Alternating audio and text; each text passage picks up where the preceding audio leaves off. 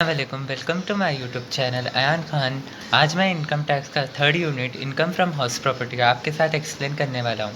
Income from house property का ये proforma आप प्रिपेयर हो जाएंगे तो आप इसमें के इस यूनिट का कोई सा भी क्वेश्चन भी आया तो आप इसको इजीली कवर कर ले सकते। अब देखिए इसका प्रोफार्मा पूरा ऐसा रहेगा। ग्रॉस एनुअल वैल्यू, जिसको हम शॉर्ट फॉर्म में जीएवी बोलते हैं, वो रहेगा। फिर उन्हें पूछना म्युनिसिपल टैक्स और लोकल टैक्स, वो बोल सकते हैं उसको, वो जीएवी से ये कैलकुलेट कर लेना रहता। तो इन दोनों का लेस करें तो वो आ जाएगा अपन को नेट एनुअल वैल्यू, जो कि होगा एनएवी। फिर अपन को डिडक्शंस रहेंगे, डिडक्शंस को भी लेस करना रहेगा। स्टैंडर्ड डिडक्शन अंडर सेक्शन 24 30% और एनएवी। जो भी हमें डिडक्शन पूछेगा वो 30% एनएवी से करना पड़ेगा हमको इसमें, और इंटरेस्ट ऑन लोन इसके साथ लेस करना होगा, तो हमें मिलेगा इनकम फ्रॉम हाउस प्रॉपर्टी। तो ये है प्रोफार्मा। आप चाहे तो स्क्रीनशॉट ले सकते हैं। उन्हें कुछ भी क्वेश्चन दें तो अपन को इससे कैलकुलेट करना रहता है। MRV municipal rental value, fair rental value FRV, NR जो नोशनल रेंट, जो एमआरवी या एफआरवी से एफआरवी में जो हाईएस्ट अमाउंट रहेगा उसको अपन नोशनल रेंट बोल के लेंगे। और नोशनल रेंट और एसआरवी में जो भी लेस वैल्यू रहेंगी, जो भी कम आ रहा होगा, उसको अपन ईआरवी बोल के ले लेंगे। और ईआरवी और एआरवी जैसे कि expected rental value and annual rental value, इन दोनों में से जो भी हाईएस्ट आ रहा होगा वो अपना जीएवी रहता। ये जीएवी को अपन क्या करते, इस प्रोफार्मे में यहाँ पे ले लेते उसको, और फिर क्वेश्चन में म्युनिसिपल टैक्स जो भी मेंशन करता उन्हें, उसको यहाँ से कंटिन्यू कर लेते अपन। आई होप आपको समझ में आ रहा होगा। चलिए एक प्रॉब्लम करते हैं, आपको यह इजीली समझ में आ जाएगा। सो ये रहा क्वेश्चन सिया का। Computation income from house property from the following details for the year 2020 and 21। देखिए ऐसा क्वेश्चन पूछेंगे उन्हें। म्युनिसिपल रेंटल वैल्यू, यहाँ पे अपन को 3 हाउसेस बनाना है, 1 1 2 3। तो अपन 3 हाउसेस का प्रोफार्मा प्रिपेयर करना रहता। Municipal rental value 30,000 40,000, house number 2, house number 3 में 70,000। Fair rental value 40,000 35,000 70,000। Standard rent 35,000 40,000 70,000। Actual rent 40,000 38,000 70,000। Unrealise rent जो कि यहाँ पे नहीं दिया तो नहीं लेना है उसको।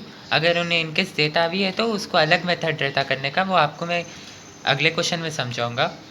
Interest on loan for constructions 2500 3200 5000। Municipal tax 10% 10% 10%। ये है क्वेश्चन। आप चाहे तो इसका स्क्रीनशॉट भी ले सकते हैं, ले लीजिए। बिना देर करते हुए प्रॉब्लम को स्टार्ट करते हैं। Let's see. तो एज इट इज़ अपन को ऐसा प्रोफार्मा डाल लेना रहता। अगर आपका आंसर सही भी टैली नहीं हुआ तो आपके ये प्रोफार्मे को 8 to 6 मार्क्स कैसा भी डेफिनेटली मिलते। तो चलिए बिना देर करते हुए प्रॉब्लम शुरू करते हैं। अपना ग्रॉस एनुअल वैल्यू कैलकुलेट करना रहता अपन को लाइक दिस ऐसा। तो क्वेश्चन में अपन को देख लेना रहता उन्हें कितना कितना दिया बोलकर।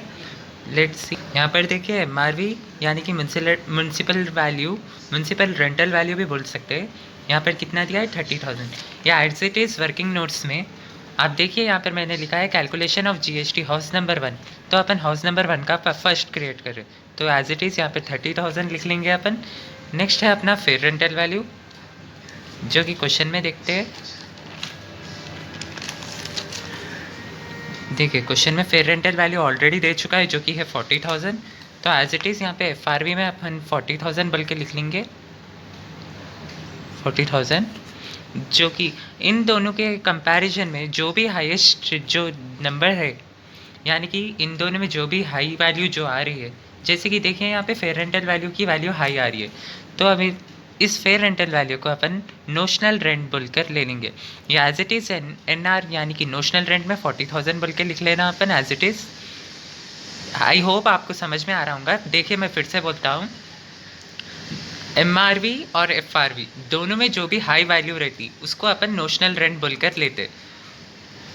NR is nothing but notional rent. Exam में आप ऐसे शॉर्ट फॉर्म्स मत यूज़ कर सकते हैं, लेकिन सिर्फ वर्किंग नोट्स के अंदर ही। क्या है, एग्जामिनर को आप ऐसा वर्किंग नोट्स प्रेजेंट करेंगे तो अच्छा भी दिख कर आएगा, और आपको भी समझ में आएगा कि आप क्या प्रेजेंट कर रहे हैं आंसर में। आई होप आपको समझ में आ रहा होगा। चलिए देखते हैं एसआरवी यानी कि स्टैंडर्ड रेंटल वैल्यू, जो कि अपने क्वेश्चन में मेंशन करे हुआ है, उन्हें देखते हैं। यहाँ पे देखिए दिए हुआ है स्टैंडर्ड रेंटल वैल्यू जो कि है 35,000, एज इट इज़ यहाँ पे लिख देना ये स्टैंडर्ड रेंटल वैल्यू 35,000। अब इन दोनों के कंपैरिजन में जो भी लेस जो नंबर दिख रहा है आपको, उसको हम ERV यानी कि एक्सपेक्टेड रेंटल वैल्यू बोलकर लेंगे। इन देखिए, अगर ऊपर क्या था, इसमें जो भी हाई आ रहा था उसको अपन नोशनल रेंट बोलकर ले लिए। नीचे देखिए जो भी कम आ रहा है, जो भी लेस वैल्यू जो आ रही है उसको ERV बोल के लेंगे। एज इट इज़ यहाँ पे 35,000 लिख लेना अपन, जो कि अपनी एक्सपेक्टेड रेंटल वैल्यू है। चलिए ARV यानी कि एनुअल रेंटल वैल्यू, वो भी अपन को क्वेश्चन में दिए हुआ है। एक्चुअल रेंट देखिए 40,000, एज इट इज़ इसको यहाँ पे लिख लेंगे 40,000। अब इन दोनों के कंपैरिजन में जो भी हाई वैल्यू आ रही उसको हम ले लेंगे ग्रॉस एनुअल वैल्यू। जैसे कि यहाँ पर देखिए ये वाला है 40,000, इसमें हाई वैल्यू आ रहा है, इसको GAV बोल के ले लेंगे। आई होप आपको समझ में आ रहे होंगे वर्किंग नोट्स। आप एग्जाम में वर्किंग नोट्स करे बाद ही प्रॉब्लम में कर सकते, GAV कैलकुलेट करे बिना आप इनकम फ्रॉम हाउस प्रॉपर्टी का प्रॉब्लम कर भी नहीं सकते। देखिए यहाँ पे 40,000 आ गया। अब एज इट इज़ उसको वहाँ पे देखिए मैं अपने यहाँ पे प्रोफॉर्मे में मैं डाल दे रहा हूँ, जो कि अपन को वर्किंग नोट्स में करे थे 40,000 एज इट इज़ यहाँ पे लिख लेंगे अपन, जो कि हो गया अपना 40,000 यहाँ पे आ गया। एंड अपना जो म्यूनसिपल रेंटल वैल्यू है, म्यूनसिपल टैक्स, नेक्स्ट क्या है अपना म्यूनसिपल टैक्स, उसको देखिए म्यूनसिपल टैक्स को म्यूनसिपल रेंटल वैल्यू से 30%, सॉरी म्यूनसिपल टैक्स को म्यूनसिपल वैल्यू से 10% डिडक्ट करना रहता। अब उसको अपन लोकल टैक्स भी बोल सकते हैं, म्यूनसिपल टैक्स भी बोल सकते हैं। जैसे कि यहाँ पे देखिए अपन यहाँ पे लिख लेंगे फेयर नोट्स में, जैसे कि अपना म्यूनसिपल टैक्स है उसको अपन ऐसी 30,000 इंटू 10% करना रहता। कैलकुलेटर यूज़ करिए आप लोग, देखिए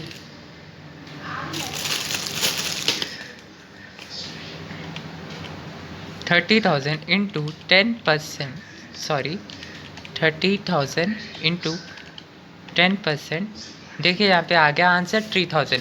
तो एज इट इज़ अपन को ये प्रोफॉर्मे में लिख लेना रहता 3,000। देखिए मैं यहाँ पे लिख रहा हूँ प्रोफॉर्मे में म्यूनसिपल रेंटल वैल्यू 3,000। इतना करने के बाद आप यहाँ पर रुकिए, आपको नेट एनुअल वैल्यू कैलकुलेट करना रहता। तो इसके लिए कैलकुलेटर यूज़ करिए, 40,000 माइनस 3,000 इक्वल टू 37,000। तो ये आ गई अपनी नेट एनुअल वैल्यू, जो कि है 37,000। देख रहे हैं ना आप लोग। पहले तो ग्रॉस एनुअल वैल्यू कैलकुलेट करना है, उसके बाद म्यूनसिपल टैक्स को म्यूनसिपल वैल्यू से 10% करे तो अपन को 3,000 आया, जो कि इन दोनों को लेस करे बाद 37,000 आ गया। अब बढ़ते हैं आगे डिडक्शंस की तरफ, जो कि यहाँ पे क्वेश्चन में ऑलरेडी क्वेश्चन पे है। डिडक्शंस यानी कि डिडक्शंस को अपन को NAV से 30% कैलकुलेट करना रहता। डिडक्शंस देखिए यहाँ पर,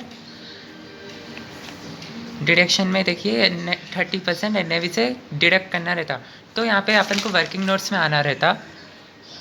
देखिए मैं यहाँ पर कर रहा हूँ फिर में 37,000 इंटू 30% करेंगे तो अपन को अपना स्टैंडर्ड रेट मिल जाएगा। 37,000 इंटू 30%, तो आ गया अपन का 11,100 आ रहा। 11,100 अपना स्टैंडर्ड रेंटल वैल्यू आ रहा। सो सिंपली इसको यहाँ पे लिख लेना, लेस में आ रही है ना वैल्यू, तो इसको ब्रैकेट में लेना रहता, क्योंकि अपन को लेस करना है। 11,100 एज इट इज़ यहाँ पे लिखेंगे। एंड और यहाँ पे क्या मेंशन करा उन्हें, interest on loan under section 24। तो इंटरेस्ट ऑन लोन कितना दिया अपन को क्वेश्चन में, देखिए यहाँ पे 2,500 दिया। तो एज इट इज़ उसको यहाँ पे लिख लेंगे क्वेश्चन में 2,500, जो कि इसको भी लेस में करना रहता है एज इट, इसलिए इसको ब्रैकेट में ले रहा हूँ मैं। आप लोग कंफ्यूज मत होइए। चलिए अब बढ़ते हैं कैलकुलेशंस की तरफ। कैलकुलेट करना है 11,000 प्लस, पहले नीचे का कैलकुलेट कर रहा हूँ मैं, आप देखिए 11,000 प्लस 2,500 इज इक्वल्स टू 13,600 को माइनस 37,000 करना है, तो अपना आंसर आया 23,400। 23,400। लाइक दिस आपको हाउस 2 और हाउस 3 का भी करना होगा। आई होप आपको ये हाउस 1 का समझ में आया होगा। हाउस 1 और हाउस 2 आपको होमवर्क दे रहा हूँ, आप वो कर मेरे को आंसर कमेंट्स में बताइए कि कैसा आया। जो कि है हाउस 2 का देखिए 22,000 आना चाहिए, हाउस 3 का 39,100 कुछ आना चाहिए आपको। लाइक दिस आप ऐसे ही वर्किंग नोट्स में प्रिपेयर करिए। कुछ भी नहीं है ma'am, same as it is आपको ऐसे ही डाल लेना है। इसमें से हाई जो है उसको ले लेना है यहाँ पे नोशनल रेंट, इसमें से लेस जो है उसको लेना है अपन को ERV यानी कि एक्सपेक्टेड रेंटल वैल्यू। फिर अपन को इसमें म्यूनसिपल टैक्स को 10% करना रहता है म्यूनसिपल वैल्यू से, जो कि अपन यहाँ पे ऊपर भी लिए थे। उस बहुत इजी से आप 10% निकाल लीजिए उसमें से, तो आ जाएगा अपन को NAV। फिर डिडक्शंस रहेंगे अंडर सेक्शन 24 को 30%, स्टैंडर्ड डिडक्शन को 30% निकालना रहता है NAV से। अपना NAV का जो अमाउंट है 37,000 आया था ना अपन को हाउस 1 में, उसको अपन 30% ले लिए, तो अपन को देखिए 11,100 वैल्यू आ गई उसकी, और उसको अपन स्टैंडर्ड डिडक्शन में डाल दिया एज इट इज़ 11,100, जो कि माइनस में है। फिर इंटरेस्ट ऑन लोन उन्होंने जैसा क्वेश्चन में दिया वैसे ही अपन लिख दिए, इन दोनों को कैलकुलेट करें, फिर इन दोनों को इससे माइनस करें 37,000 से, तो अपन को आ गई वैल्यू 23,400। कुछ भी नहीं करना है मत, बहुत सिंपल प्रॉब्लम है। आई होप आपको समझ में आया होगा वीडियो। बस आपको प्रोफार्मा पढ़ना रहता, प्रोफार्मा अच्छे से प्रिपेयर हो जाइए तो आप ये भी प्रॉब्लम अच्छे से कर सकते हैं। आई होप आपको वीडियो पसंद आई होंगी। अगर वीडियो पसंद आई तो लाइक शेयर एंड कमेंट करिए और सब्सक्राइब करिए। मैं आगे भी ऐसे वीडियो शेयर करते रहूँगा। नेक्स्ट यूनिट में आपको 5th यूनिट शेयर करूँगा, 2nd एंड 4th यूनिट में स्किप कर रहा हूँ क्योंकि जो शॉर्ट यूनिट्स है, जो ईजी यूनिट्स है, मैं पहले आपको एक्सप्लेन कर दे रहा हूँ ताकि आपको ईजिली समझ में आ जाए। Okay students, thanks for watching the video. Please like share and comment the video. Bye bye.